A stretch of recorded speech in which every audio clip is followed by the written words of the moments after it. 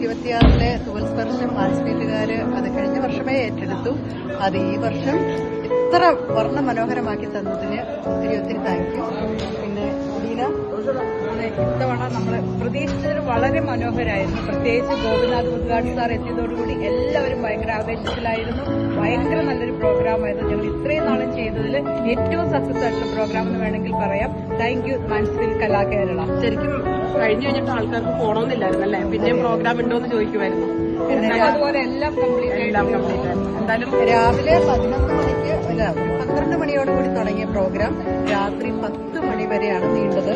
ഇത്രയും നേരവും ഈ ഹാള് നിറച്ച് ആളുകളുണ്ടായിരുന്നു. സന്തോഷത്തോടുകൂടി അവര് ആർപ്പുവിളികളോടുകൂടി തന്നെയാണ് പിരിഞ്ഞത്. അപ്പൊ ഈ വർഷത്തെ തൂവൽ സ്പർശവും എക്സലന്റ് ആയിരുന്നു.